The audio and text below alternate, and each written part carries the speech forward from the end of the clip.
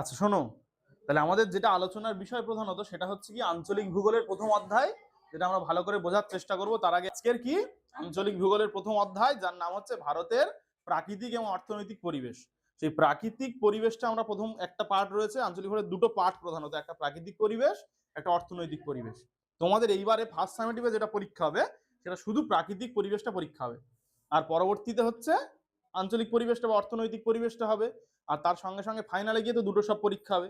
তা সেইগুলো বোঝার আগে যে ভারত কথাটা এসেছে না, ভারতবর্ষ কি আমাদের দেশ, আমরা সবাই ভারতবর্ষ ভালোবাসি, আমাদের দেশকে ভালোবাসি। তো এই ভারতবর্ষটা কোথা থেকে এলো, এই নামটা কোথা থেকে এলো, কনসেপ্টটা কেমন ভাবে এলো?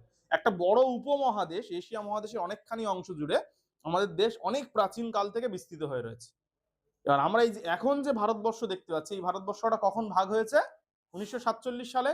এই নতুন যে স্ট্রাকচার, এই যে ছবিটা তোমরা দেখতে পাচ্ছ, তার আগে কিন্তু এর পাশাপাশি আমাদের এই যে পাকিস্তান আমাদের সঙ্গে ছিল। আচ্ছা, তারপর এই ছোট ছোট অংশগুলো অনেক কালে আমরা এখানে বেশি বেশি অংশ দখল করে থাকতাম। এই যে এখন বাংলাদেশ নতুন একটা দেশ, এও আমাদের সঙ্গে ছিল। 47 সালে তো ভাগ হয়েছে। তো এই যে ভারত বলো, ইন্ডিয়া বলো, হিন্দুস্তান বলো, এই নামগুলো কোথা থেকে এসেছে? আমরা ইতিহাসে পড়েছিলাম যে সিন্ধু নদীর তীরবর্তী অঞ্চলে আমাদের লোকজন প্রথম বসতি স্থাপন করেছিল বলে সেই সিন্ধু কথাটা আরবদের ভাষায়, মানে অ্যাকচুয়ালি পারসিকদের ভাষায় দন্তেশ্বরটা চেঞ্জ হয়ে হ হয়েছে। সেখান থেকে ধীরে ধীরে হলো হিন্দু, হিন্দু থেকে হিন্দুস্থান, আবার এই হিন্দুটা হয়ে গেল ইন্দু, ওখান থেকে ইন্ডু থেকে ইন্ডিয়া, এইভাবে ওই দুটো নাম এসেছে। আর ভারতটা কোথা থেকে এসছে বলা হয়ে থাকে, প্রাচীনকালে 10 রাজার একটা যুদ্ধ হয়েছিল, যেখানে ভরত গোষ্ঠীর রাজা ছিল সুদাস। সে একা 9টা রাজাকে হারিয়ে দিয়েছে, দেওয়ার জন্য তার বিশাল খ্যাতি চারদিকে ছড়িয়ে পড়েছে। তখন থেকে হয়ে গেছে কি এই দেশের নাম হয়ে গেছে ভারত। এটা একটা কনসেপ্ট। আরো একটা কনসেপ্ট কি রয়েছে রামায়ণে, যে আমাদের রামের ভাই ভরত, তাই তো, রামের পর যিনি রাজা হয়েছেন, অ্যাকচুয়ালি তো উনি রামের হচ্ছে খুব ভালোভাবে ফিরিয়ে আনতে চেয়েছিলেন বনবাস থেকে, এনে রাজত্ব করতে। রাম আসেনি, রামায়ণ একটা জুতো দিয়েছিল পদযুগল, সেইটা সিংহাসনে রেখে ভরত নিচে বসে রাজত্ব করত। ভরতের যে এই মহান ত্যাগ, সেই জন্য করে ওনার নামও ছড়িয়ে পড়েছে। এইরকম অনেকগুলো কনসেপ্ট থেকে ভারত বলে আমরা পেয়েছি। তাহলে এটা আমাদের এখানকার বিষয় না, আমাদের প্রধান বিষয় হচ্ছে ভৌগোলিক ভাবে আমাদের যে ভারত সম্পর্কে আমরা জানবো। আজকের প্রধানত দুটো পার্ট আমি আলোচনা করব। একটা হচ্ছে আমাদের এই যে ভারতবর্ষ রয়েছে, এই ভারতবর্ষ দেখো অনেকগুলো দেশের সঙ্গে তার সীমানা শেয়ার করছে। এইটার কোনটা কি নাম রয়েছে সেটা আমরা জানবো, কোন সীমানাটার কি নাম সেটা আমরা জানবো। আর একটা জানবো আমাদের ভারতের যে অঙ্গরাজ্যগুলো রয়েছে, সে 28টা এখন অঙ্গরাজ্য আর 8টা কেন্দ্রশাসিত অঞ্চল। আগে 29টা অঙ্গরাজ্য ছিল। কাশ্মীর যেহেতু এখন জম্মু এবং কাশ্মীর একটা রাজ্য ছিল, এই যে ওপরের পোর্শনটা দেখতে পাচ্ছ এখানে, এটা হচ্ছে জম্মু এবং কাশ্মীর। এই জম্মু এবং কাশ্মীরটাকে একটা রাজ্য ছিল আগে, এখন সেটা কেড়ে নিয়ে, রাজ্যের ক্ষমতাটা কেড়ে নিয়ে এখন ইউনিয়ন টেরিটরি হয়েছে, মানে কেন্দ্রীয় শাসিত অঞ্চল। এইবার রাজ্য আর কেন্দ্রশাসিত অঞ্চল কি সেটা আমি একটুখানি ছোট করে বলে দিই, তারপর ওগুলো বলছি। রাজ্য আর কেন্দ্রশাসিত অঞ্চল কি? রাজ্য মানে যে রাজ্যের একটা নির্দিষ্ট বিধানসভা আছে, একজন মুখ্যমন্ত্রী, যে করে সমস্ত ক্ষমতা তার হাতে রয়েছে। মানে যেটা অঙ্গরাজ্য, যেটা সেখানে কি বললাম, সেখানে প্রধানকে মুখ্যমন্ত্রী, ক্ষমতার দিক থেকেও প্রধান মুখ্যমন্ত্রী। রাজ্যপালও আছে, রাজ্যপালই শুধু প্রশাসনিক প্রধান। রাজ্যপাল কার দ্বারা নিয়োগ পায়? রাষ্ট্রপতির দ্বারা নিয়োগ পায়। আর হচ্ছে যেটা আমাদের কেন্দ্রশাসিত অঞ্চল, সেখানে রাজ্যপালই প্রধানত শাসন করে, আর মুখ্যমন্ত্রী থাকে, কিছু কিছু ক্ষমতা মুখ্যমন্ত্রীর হাতে দেওয়া থাকে। এবং জম্মু কাশ্মীরে কেড়ে নেওয়া হয়েছে, সেই বিষয়গুলো আমরা জানবো। এবারে আমরা যেটা জানবো, ভারতের অবস্থানটা যদি আমরা জানতে চাই, মনে করো পৃথিবীকে যদি আমরা এরকম গোলার্ধে ভাগ করি, এরকম গোলার্ধে ভাগ করি, তাহলে সবসময় ম্যাপের উপরের দিকটা উত্তর, নিচেরটা দক্ষিণ, এই দিকেরটা পূর্ব, মানে ডান দিকেরটা পূর্ব, বাঁ দিকেরটা পশ্চিম। ক্লিয়ার হলো? ভারত কোন গোলার্ধের দেশ? উত্তর পূর্ব গোলার্ধের দেশ। উত্তর পূর্ব মানে এইটা দেখো, এই ওপর নিচে যেটা ভাগ করেছি, এই লেখাটার নাম কি? মোটামুটি সোজা হয় না যদিও, রেখাটার নাম কি? দ্রাঘিমা রেখা। আর আড়াআড়ি যে রেখাটা, তার নাম অক্ষরেখা। আর মাঝখানে গেছে বলে নিরক্ষরেখা। ঠিক বলেছে, মাঝখান বরাবর বলে নিরক্ষরেখা। নিরক্ষরেখা তো সবচেয়ে বড় অক্ষরেখা, তাই না? তো ভারত হচ্ছে এই গোলার্ধের দেশ। তাহলে ভারতকে কি বলবো আমরা? উত্তর পূর্ব গোলার্ধের দেশ। অক্ষাংশগতভাবে ভারতের যে ভাগ করা হয়েছে সেটা উত্তর গোলার্ধে আছে, আর দ্রাঘিমাংশগত ভাগ করলে পূর্ব গোলার্ধে। তাহলে ভারতকে আমরা কি বলবো? উত্তর পূর্ব গোলার্ধের দেশ। এটা একটা খুব গুরুত্বপূর্ণ প্রশ্ন, যদি আমাদের পরে ভারত কোন গোলার্ধের দেশ, আমরা বলবো উত্তর পূর্ব গোলার্ধের দেশ। ভারতের অবস্থানটা আমরা একটুখানি জেনে নিই। অক্ষাংশগতভাবে অবস্থান হচ্ছে নিচের দিকে 8.4, মানে হচ্ছে 8°4' উত্তর অক্ষরেখা। সবাই বলে দক্ষিণ দিকে, অথচ উত্তর কেন? মানে ভারত তো পুরোপুরি উত্তর গোলার্ধে। উত্তর গোলার্ধে যত অক্ষরেখা সব কি অক্ষরেখা? উত্তর অক্ষরেখা, তাই তো নাকি? আর দক্ষিণ গোলার্ধের যত অক্ষরেখা সব কি? দক্ষিণ, তাই না? বুঝতে পেরেছো তোমরা কি বললাম? সমস্যা নেই? তাই দেখো কি বলছিলাম, তাহলে ভারত কোন গোলার্ধের দেশ? উত্তর পূর্ব গোলার্ধের দেশ। সেই জন্য এই যে দুটো অক্ষাংশ সব কি অক্ষাংশ? উত্তর অক্ষাংশ। তোমরা বারবার এই জিনিসটা ক্লিয়ার করে না অনেকের মনের মধ্যে। আমিও যখন প্রথম প্রথম পড়তাম, ট্রেনে যখন উঠলাম, তখন মনে হলো যে এই হঠাৎ করে দক্ষিণ দিকের গোলার্ধ, মানে নিচের দিকটা দক্ষিণ, তো অত জায়গায় লেখা আছে 8°4' উত্তর, মানেটা কি? মানে পৃথিবীর গোলার্ধ যখন ভাগ করছি আমরা তো উত্তর অক্ষাংশ, দুদিকেই সব তো উত্তর অক্ষাংশ পাবো, বুঝতে পারছো? ওই জন্য এটা হচ্ছে 8°4' উত্তর অক্ষাংশ, আর ওইদিকে রয়েছে কত? 37°6' উত্তর অক্ষাংশ। হয়ে গেল উত্তর গোলার্ধ। মানে ধরো পৃথিবীটা, এইটা ভারতের ছবিটা আমি বোঝানোর জন্য এঁকেছি। তোমরা এইটা দেখো, এইটা মনে করো এইদিকে যত আমার জায়গা রয়েছে সব কোন গোলার্ধে থাকবে? সবাই উত্তর গোলার্ধে। ভারত তো পুরোটাই এই দিকে, ওই জন্য এটা উত্তর গোলার্ধ, ওটা উত্তর অক্ষাংশ, বুঝতে পারছো? আর এইদিকে বিস্তৃতি কি রয়েছে? পশ্চিম দিকে রয়েছে 97°25' পূর্ব থেকে, আর এইদিকে রয়েছে 68°8' পূর্ব। তোমরা ঘুরিয়ে ফিরিয়ে বলতে পারো হ্যাঁ পূর্ব গোলার্ধ, কারণ হচ্ছে কি ভারত তো উত্তর পূর্ব গোলার্ধের দেশ। ব্যাস, তাহলে তোমরা ক্লিয়ার হয়ে গেছে কনসেপ্টটা। এইটা সবাই নিজের খাতায় লিখে নেবে। আচ্ছা, নেওয়ার পরে এবার আমরা কি করব? ভারতের যদি আমরা বিন্দুগুলো দেখি, উত্তর দিকে কি আছে, দক্ষিণ দিকে কি আছে, এইগুলো তোমরা একটুখানি ভালো করে শুনে নাও। দেখো, লেখার আগে একটুখানি শুনে নাও। উত্তর দিকে এই যে পয়েন্টটা রয়েছে 37°6' উত্তর, তাই তো? উত্তর অক্ষাংশ। ওইখানে আমাদের একটা জিনিস রয়েছে যেটাকে বলা হচ্ছে কি ইন্দিরা কল। কি বলবো? তাহলে ভারতের উত্তরতম বিন্দু কোনটা? ইন্দিরা কল। ভালো করে আগে শুনে নাও। আচ্ছা, দক্ষিণতম যে ভারতের বিন্দু রয়েছে সেটাকে আমরা কি বলছি? দক্ষিণতম বিন্দুকে আমরা বলছি পিগম্যালিয়ন পয়েন্ট বা ইন্দিরা পয়েন্ট। এইবার এইখানে ছবিটার দিকে একটুখানি তো আমরা চলে আসি, আগে এইখানে, তারপর ওইদিকে করবো আমরা। তাহলে উত্তরে এখানে এই যে বিন্দুটা রয়েছে ভারতের শেষ বিন্দু, সেটাকে আমরা কি বলছি? ইন্দিরা কল বলছি। কাশ্মীরে রয়েছে সেটা। আর নিচের দিকে যে বিন্দুটা রয়েছে সেটা কিন্তু আমাদের স্থলভাগের বিন্দুর কথা আমি বলিনি। ভারতের যে জলভাগ, সেখানেও তো আমাদের দ্বীপ আছে, আমাদের অনেকগুলো আন্দামান নিকোবর দ্বীপপুঞ্জ আছে না আমাদের? তো সেইখানে একটা পয়েন্ট রয়েছে যেটাকে বলা হচ্ছে পিগম্যালিয়ন পয়েন্ট, যার বর্তমান নাম ইন্দিরা পয়েন্ট। ভালো করে শুনে নাও সবাই আগে, তারপর কাজ করবে। কি বললাম তাহলে? ভারতের দক্ষিণতম বিন্দুর নাম কি? ইন্দিরা পয়েন্ট বা পিগম্যালিয়ন পয়েন্ট হলো। আর যদি বলে ভারতের স্থলভাগের শেষ বিন্দু, তাহলে ভারত কি স্থলভাগেই শেষ? স্থলভাগের পরেও তো আমাদের অনেক দ্বীপ রয়েছে। তাহলে একদম দক্ষিণতম বিন্দু বলে আমরা বলবো ইন্দিরা পয়েন্ট বা পিগম্যালিয়ন পয়েন্ট। আর যদি বলে স্থলভাগের দক্ষিণতম বিন্দু, তাহলে এখানে রয়েছে কন্যাকুমারিকা। কি বললাম? কন্যাকুমারিকা। এই জায়গাটা একটুখানি ভালো করে সবার ক্লিয়ার করে দিই আরো একবার। উত্তর দক্ষিণে বিস্তৃতি যদি আমরা দেখতে পাই, উত্তরে রয়েছে আমাদের ইন্দিরা কল, দক্ষিণে রয়েছে ইন্দিরা পয়েন্ট বা পিগম্যালিয়ন পয়েন্ট, আর স্থলভাগের দক্ষিণতম বিন্দু যদি বলে তাহলে হয়ে যাবে কন্যাকুমারিকা। ক্লিয়ার হলো? আচ্ছা, পশ্চিম দিকে বিস্তৃতি কোথায়? এই রাজ্যটা কি রাজ্য? গুজরাট। এটা গুজরাটের হচ্ছে গুহার মতি, অনেক জায়গায় রয়েছে, অনেক জায়গায় দেওয়া রয়েছে গুহার মোটা। ঠিক আছে, যে কোনো একটা করবে, গুহার মতি বা গুহার মোটা। আর এইখানে রয়েছে কি আমাদের যে আমাদের এই পূর্ব দিকের দক্ষিণতম বিন্দু কি রয়েছে বলো দেখি? পূর্ব দিকের দক্ষিণতম বিন্দু কি? অরুণাচল প্রদেশে ওটা রয়েছে, কিবিথু। কি বললাম? কিবিথু। ঠিক আছে, তাহলে ক্লিয়ার হলো সবাই? চারদিকে চারটে বিন্দু। তাহলে আমরা যদি এই ছবিটা আঁকি, একবারে আমরা লিখে লিখে নিয়ে নেবো। এখানে কি লিখবো? ইন্দিরা কল, এখানে লিখবো ইন্দিরা পয়েন্ট বা পিগম্যালিয়ন পয়েন্ট, আর এইদিকে লিখবো কিবিথু, আর এদিকে লিখবো গুহারমতি। ঠিক আছে, এই চারটে জিনিস তোমরা লিখে ফেলো চটপট করে। তাহলে এটা হয়ে গেল কিবিথু। কিবিথু, হ্যাঁ হ্যাঁ হ্যাঁ, এইদিকে হচ্ছে ইন্দিরা কল। আমি যোগ চিহ্ন দিয়ে করিয়েছি কারণ হচ্ছে তোমরা যাতে সহজে বুঝতে পারো, তারপর ম্যাপে বুঝিয়েছি ওই জন্য। আর এটা হচ্ছে গুহার মোটা বা গুহার মতি। গুহারও অনেক জায়গায় দেওয়া রয়েছে, গুহার মোটা দিয়ে দিচ্ছি। নাও করে নাও চটপট, দেখিও তোমরা এটা লিখে নাও একটুখানি।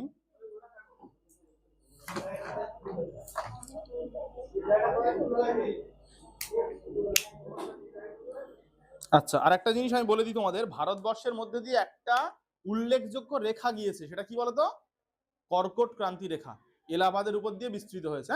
কর্কট ক্রান্তি রেখা, ওটা একটুখানি তোমরা জেনে নেবে। তো স্টার দিয়ে লিখে রাখবে। হ্যাঁ, মোটামুটি, পুরোপুরি করতে পারিনি, মোটামুটি করেছে। শোনো, এবার একটা জিনিস বলে দিই, ভালো করে শুনে নাও। তোমরা এখানে বিভিন্ন টেক্সট বই, আমি দুটো টেক্সট বই পড়ার কথা বলেছি, একটা মোদক, একটা হচ্ছে হাজরার বই। যেটা দুটোর মধ্যে যে কোনো দুটো টেক্সট বই যখন পড়বে, তখন একটা ডেটার মধ্যে পার্থক্য দেখতে পাবে, সেইটা তোমাদের একটুখানি বুঝে নিতে হবে। দেখবে অনেক বইতে দেওয়া রয়েছে ভারতের দক্ষিণতম যে স্থান, সেটা দেওয়া আছে 8°4' উত্তর। অনেক বইতে দেখবে দেওয়া রয়েছে আমাদের 6°45' উত্তর। এর মধ্যে পার্থক্যটা কি তোমরা নিজেরা এতক্ষণ নিশ্চয়ই বুঝে গেছো। পার্থক্যটা হচ্ছে, এইটা হচ্ছে কন্যাকুমারিকা অন্তরীপ পর্যন্ত দেওয়া হয়েছে। যাদের বইতে দেওয়া রয়েছে 8°4' উত্তর, সেটা কোথায় দেওয়া রয়েছে? কন্যাকুমারিকা। আর যাদের হচ্ছে দেওয়া রয়েছে 6°45' উত্তর, সেটা কেটে দেওয়া আছে ইন্দিরা পয়েন্ট বা পিগম্যালিয়ন পয়েন্ট। বুঝতে পেরেছো? ক্লিয়ার হয়েছে কনসেপ্টটা? এটা তো আরো নিচে আছে, উত্তর দিকে আছে তো, মানে এই দিক থেকে 1-2 করে উঠছে তো উপরের দিকে, তাই না? আবার এটা হচ্ছে এই দিক থেকে এইদিকে যাচ্ছে, দেখো, তাই তো? সেই জন্য হচ্ছে কি হচ্ছে, এইটা কি বললাম, যে বইতে দেওয়া রয়েছে 6°45' উত্তর, সেটা কোন পর্যন্ত দেওয়া আছে? ইন্দিরা পয়েন্ট। আর যেটা হচ্ছে বা পিগম্যালিয়ন পয়েন্ট যেটা তোমরা বলছো, আর এটা হচ্ছে কত, 8°4' উত্তর, সেটা হচ্ছে কন্যাকুমারিকা। মানে উত্তর দিকে একটাই বিন্দু আছে, তার নাম ইন্দিরা কল। দক্ষিণ দিকে কটা বিন্দু আছে? দুটো বিন্দু। একটা দক্ষিণতম বিন্দু যেটা জলভাগে রয়েছে, যার নাম হচ্ছে ইন্দিরা পয়েন্ট বা পিগম্যালিয়ন পয়েন্ট, আর একটা হচ্ছে স্থলভাগের শেষ বিন্দু, সেটা হচ্ছে কন্যাকুমারিকা। বুঝতে পারছো? সবাই ক্লিয়ার হয়েছে? আচ্ছা, এবার বন্ধ করো, ওই পর্যন্ত থাক। এইবার শুনে নি, আমাদের দেশের পাশে অনেকগুলো দেশ আছে তো, ছবিটা আমি রেখে যাবো, তোমরা চাইলে লিখে নেবে, তখন কোনো সমস্যা নেই। এখন একটু বুঝে নিতে হবে ভালো করে, এটা খুব বোঝার জিনিস আছে এখানে। তাহলে আমাদের দেশ যখন ভাগ হচ্ছে, তাই তো, 1947 সালে ভাগ হয়েছে, কার সঙ্গে প্রধান ভাগ করেছে আমাদের? বলো তোমরা, নিজেরা জানো সবাই। পাকিস্তানের সঙ্গে আমাদের প্রধানত ভাগ করা হয়েছে। সেইখানে ভাগ করার জন্য কি করা হলো, পাকিস্তান কোন কোন অংশগুলো নিয়েছে, এইখানে একটা গল্প তোমাদের বলে রাখি, যেটা তোমাদের ইতিহাসের লাস্ট চ্যাপ্টার হচ্ছে, স্বাধীন ভারতের রাজ্যগুলো কেমন করে গঠন হচ্ছে। যখন ভারত গঠন হচ্ছে, তখন অনেকগুলো রাজ্য ডাইরেক্ট পাকিস্তান পেয়েছে, অনেকগুলো রাজ্য ডাইরেক্ট ভারত পেয়ে গেল। কিছু কিছু রাজ্য তখন তখন কারা, দুটোর মধ্যে কোনোটাই যায়নি। যেমন আমাদের কাশ্মীর, হায়দ্রাবাদ, জুনাগড়, এই সমস্ত রাজ্য ওরা কোনো দিকে যায়নি। তখন ঠিক করা হয়েছে, ইংরেজরা তো আমাদের সঙ্গে বসেছিল, মাউন্ট ব্যাটেন, আর ভারতের যারা প্রধান প্রধান লোক, মহাত্মা গান্ধী, জওহরলাল নেহরু, বল্লভভাই প্যাটেল, পাকিস্তানের মোহাম্মদ আলী জিন্নাহ, লিয়াকত আলী, সবাই এরকম বসেছে। বারবার বারবার অনেকগুলো বৈঠক হয়েছে, শতাধিক বৈঠক হয়েছে। তারপর ঠিক হয়েছে কোনটা কার দেবো, যার নগদ টাকা পয়সা আছে কার কার দেবো, এই সব অনেক কিছু ভাগ ভাগ হয়েছে, কে কোন দিকে যাবে সব।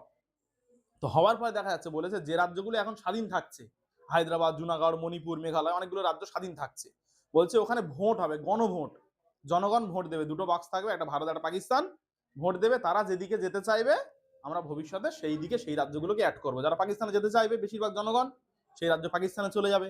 যে রাজ্য বেশি ভারতের দিকে থাকতে হবে তারা ভারতের থেকে যাবে। তাহলে তখন হচ্ছে আমাদের এই যে মাথা, আমাদের এই বরফের টুকরো, যেটা বলা হয় পৃথিবীর স্বর্গ বলা হয়, কাশ্মীর, ও তখন স্বাধীন ছিল। ও তখন কি ছিল? স্বাধীন ছিল। ও কিন্তু কারোর দিকে যায়নি। কাশ্মীরের রাজা তখন ছিল হরি সিং। কি বললাম? হরি সিং। তাহলে ওইটার গল্পে আমি একটু পরে যাচ্ছি, আগে আমরা কি জেনে নেবো, তাহলে এই মাথাটা বাদ দিয়ে আমাদের ভারত ভাগ করা হয়েছে, ভারত পাকিস্তান। পাকিস্তান এখান থেকে খানিকটা নিয়েছে, আর ফিরে এখানে এসে খানিকটা নিয়েছে, সেটা এখন বাংলাদেশ। মানে আমাদের বঙ্গের দুটো ভাগ তো, একটা পশ্চিমবঙ্গ, একটা পূর্ববঙ্গ। পাকিস্তান পূর্ববঙ্গটা আমাদের থেকে নিয়ে নিয়েছে, আর পশ্চিমবঙ্গটা ভারতের থেকে গেছে। তাহলে এইটুকু ভারত নিয়েছে।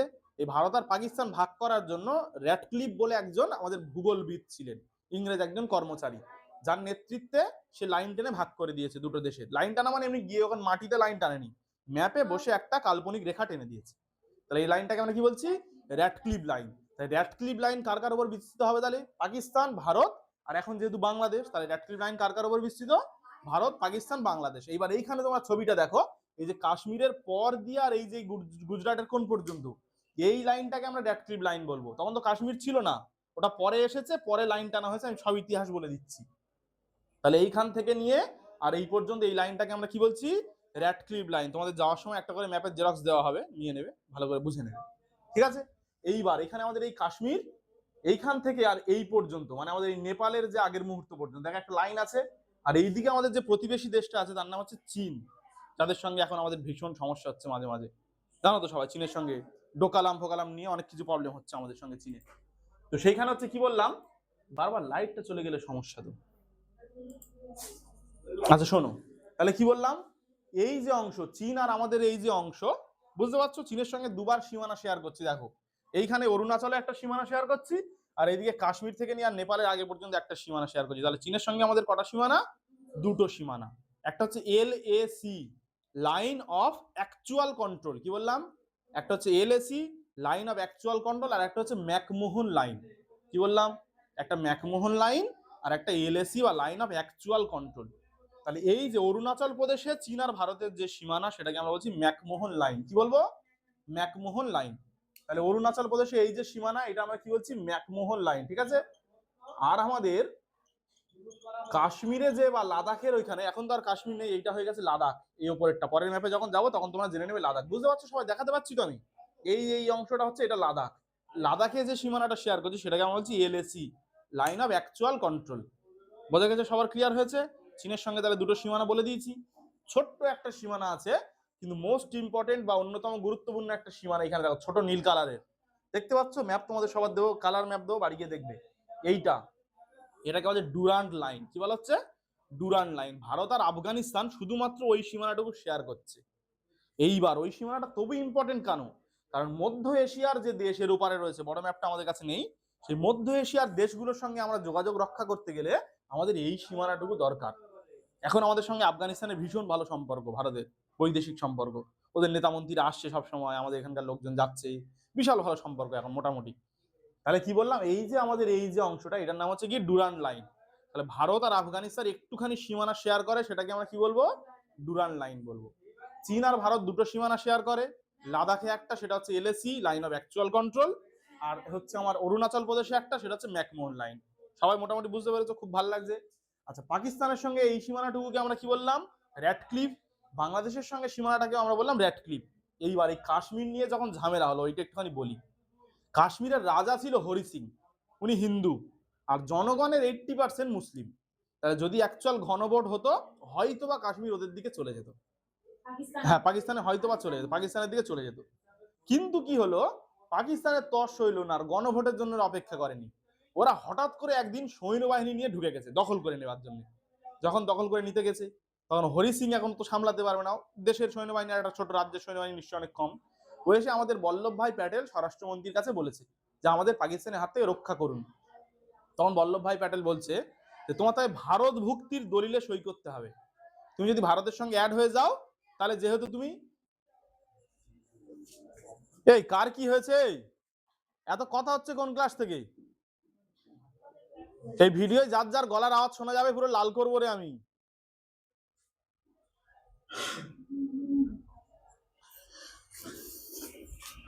তাহলে কি বলছিলাম জানো আমি, যে হচ্ছে ভারত ভুক্তির, বলছে ভারত ভুক্তির দলিলে সই করতে হবে।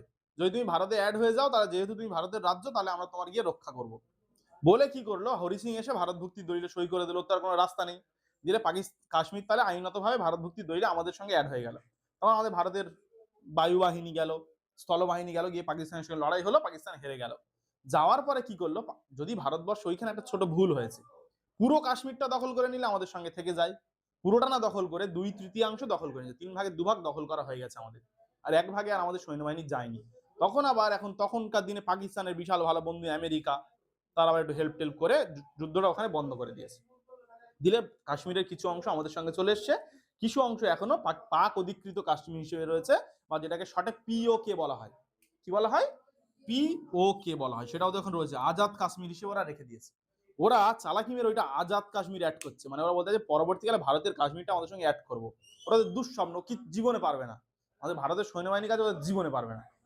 তো সেই জন্য ওরা কি করছে, ওই আজাদ কাশ্মীর হিসেবে লিখে দিয়েছে। আর কাশ্মীরের লোকজনকে এখনো ফুসলে ফাঁসলিয়ে মাঝে মাঝে ভারতের বিরুদ্ধে বিদ্রোহ টিদ্রোহ করানোর চেষ্টা করছে, কিন্তু অ্যাকচুয়াল যারা কাশ্মীরকে ভালোবাসে তারা কখনো ভারতের সঙ্গে বিদ্রোহ করবে না। ওদের সঙ্গে কাঙাল হয়ে যাবে, ওদের সঙ্গে দিয়ে ওদের কিচ্ছু নিজস্ব নেই, ঋণের দায়ে জর্জরিত হয়ে রয়েছে পাকিস্তান। ধর্মের ভিত্তিতে যখন কোনো দেশ, কোনো রাষ্ট্র, কোনো পাড়া, কোনো এলাকা হবে, তখন তার ধ্বংস অবশ্যম্ভাবী। যেখানে সব ধর্মের লোকজন মিশে থাকবে, মিক্সড একটা কমিউনিটি থাকবে, সেইখানটা সবচেয়ে বেশি এনরিচ হবে, সবচেয়ে বেশি সফল হবে। বুঝতে পেরেছি কি বলেছি? তাহলে বিষয়টা হচ্ছে এরকম। তাহলে এখানে কি করা হলো, ওইটা ভাগ হয়ে রয়েছে, তাহলে কাশ্মীরটা নিয়ে নতুন করে সমস্যা হলো। এই সমস্যাটার জন্য ভবিষ্যতে লাইন টানা হলো, যেটা করা LOC, লাইন অফ কন্ট্রোল। কি বললাম তাহলে, এই কাশ্মীরে ভারত আর পাকিস্তানের যে সীমানা, ওটার নাম হচ্ছে LOC, তাহলে হচ্ছে লাইন অফ কন্ট্রোল। বুঝতে পেরেছো সবাই? ক্লিয়ার হয়ে গেছে তোমাদের? তাহলে পাকিস্তানের সঙ্গে আমরা দুবার এখনো পর্যন্ত সীমানা শেয়ার করলাম, একটা হচ্ছে র্যাডক্লিফ লাইন, আর একটা হচ্ছে আমাদের LOC, ঠিক আছে? আর একটা ছোট্ট রয়েছে, এই কচ্ছ উপকূলে আমরা ওদের সঙ্গে একটা ছোট মতো সীমানা শেয়ার করছি, সেটাকে বলা হচ্ছে 24 ডিগ্রি প্যারালাল। কি বলছি? 24 ডিগ্রি প্যারালাল। গুজরাটের কচ্ছ উপকূলে ওখানে ছোট্ট একটা সীমানা শেয়ার করছি আমরা, যেটাকে 24 ডিগ্রি প্যারালাল বলা হচ্ছে। এই হচ্ছে ভারতের সীমানাগুলো হয়ে গেল। দেখো এর মধ্যে কিছু বাদ যায় না। হ্যাঁ, একটা ছোট সীমানা আছে বলে দিই। এই দেখো শ্রীলঙ্কার সঙ্গে আমাদের এই যে সীমানা শেয়ার করছি, এটা জলভাগেই সীমানা শেয়ার করছি, সেটাকে বলা হচ্ছে আদম ব্রিজ। কি বলা হচ্ছে? আদম ব্রিজ বা আদম সেতু বলা হচ্ছে বাংলায়। তাহলে এই টোটাল হচ্ছে ভারতের সীমানা। দেখো এই ছবিটা দেখে তোমরা নিশ্চয়ই বুঝতে পেরে গেছো।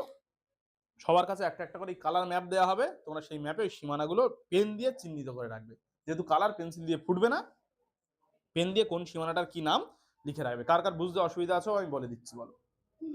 কোনো সমস্যা নেই। আচ্ছা, এইবারে ভারতের একটা জিনিস অ্যাড করা ভুলে গেছি, এটা প্রশ্ন পড়ে না কখনো, আমি তবু বলে দিই তোমাদের। দেখো, ভারতবর্ষ এমন একটা দেশ যেখানে উত্তর দিকে কি আছে, পাহাড় পর্বত আছে, বিশাল পরিমাণে পর্বত সংকুল জায়গা আছে, তাই না? নিচের দিকে আবার সমুদ্র আছে, আছে তো? এই যে আমার দাক্ষিণাত্যের এই অঞ্চলটা, এখানে মালভূমিও রয়েছে আমাদের। এইখানে ওই ছোট নাগপুরের বিস্তীর্ণ অঞ্চল, এদিকে দেখবে সবাই, এই ছোট নাগপুর বিস্তৃত অঞ্চলে কি রয়েছে, এখানেও মালভূমি রয়েছে। আবার এখানে বৌদ্ধ বিশাল বড় সমভূমি রয়েছে আমাদের। আমাদের পশ্চিমবঙ্গে এখানে বিশাল বড় গঙ্গা ব্রহ্মপুত্র সমভূমি, পৃথিবীর সর্ববৃহৎ বদ্বীপ সমভূমি, মানে নদী গঠিত সমভূমি, সমভূমিও রয়েছে। তাহলে ভারতের ভূপ্রাকৃতিকগতভাবে কি, পাহাড়ও আছে, পর্বত আছে উপরে, নিচের দিকেও এখানে আরাবল্লী আছে বা পর্বত টর্বত আছে আমাদের বিশাল পরিমাণ। পৃথিবীর অন্যতম হাইয়েস্ট পর্বত শৃঙ্গ রয়েছে, অন্যতম, দ্বিতীয় উচ্চতম আমাদের কাছে আছে, নেপালের কাছে ফার্স্ট আছে মাউন্ট এভারেস্ট, জানো তোমরা। মানে আমি বলতে চাইছি পৃথিবীর উচ্চতম পর্বত এখানে আছে, নিচের দিকে নদীও আছে, সমুদ্র আছে আমাদের, সমভূমি আছে, মালভূমি আছে, মানে ভূবৈচিত্র্যগত ভাবে সবকিছু ভারতে রয়েছে, প্রধান প্রধান ভূমিরূপ গুলো। আচ্ছা, আবার জনগণনা ভাবে আমাদের এখানে মুসলিম আছে, হিন্দু আছে, ধর্মীয় দিক থেকে বৌদ্ধ, খ্রিস্টান, পারসিক সব আছে। পৃথিবীতে যা যা আছে আমাদের এখানে সব আছে। আবার পোশাক আশাকের দিক থেকে বিভিন্ন প্রদেশে আমাদের বিভিন্ন বিভিন্ন ধরনের জামা কাপড় লোকজন পরে থাকে। খাওয়া দাওয়ার দিক থেকে বিভিন্ন জায়গায় বিভিন্ন ধরনের, এইগুলো সব এই চীন ঘেঁষা এলাকাগুলো, চীনের মতো খাদ্যাভ্যাস রয়েছে। আমাদের এই অঞ্চলগুলো ভাত মাছ মাংস বাংলাদেশের মতো রয়েছে। আবার হচ্ছে বিভিন্ন জায়গায় আমাদের বিভিন্ন ধরনের খাবার দাবার। ভারতের এই এত যে বৈচিত্র্য, সেই জন্য ভারতবর্ষকে কি বলা হচ্ছে, পৃথিবীর ক্ষুদ্র সংস্করণ। বুঝতে পারছি কি বলেছি? এই ওয়ার্ডটা শুধু প্রথমে বলা হয়নি। তাহলে এই ছবিটার গল্প মোটামুটি আমাদের এখানে শেষ হলো। এরপর তো স্মার্ট স্টুডেন্টসরা, এই ক্লাসটা খুব মন দিয়ে করার জন্য সবাইকে অসংখ্য ধন্যবাদ। ভিডিওটা যদি তোমার ভালো লেগে থাকে অনেক অনেক বেশি করে শেয়ার করে দাও, লাইক করো, কমেন্ট করো, আর বন্ধু বান্ধবীদের মধ্যে বেশি বেশি করে আমাদের ভিডিও এবং চ্যানেলের লিঙ্কটা পাঠাতে হবে। কারণ কি, আমরা চাইছি স্মার্ট টিউটোরিয়াল হাব পরিবারটাকে অনেক অনেক বড় করার জন্য। তুমি এই পরিবারের অত্যন্ত একটা গুরুত্বপূর্ণ সদস্য, তোমারও কিন্তু দায়িত্ব আমাদের পরিবারটাকে সবার কাছে পৌঁছে দেওয়ার জন্য। সবাই ভালো থাকবে, সুস্থ থাকবে, নিজের খেয়াল রাখবে আর পড়াশোনা করবে, ঠিক আছে? Thank you.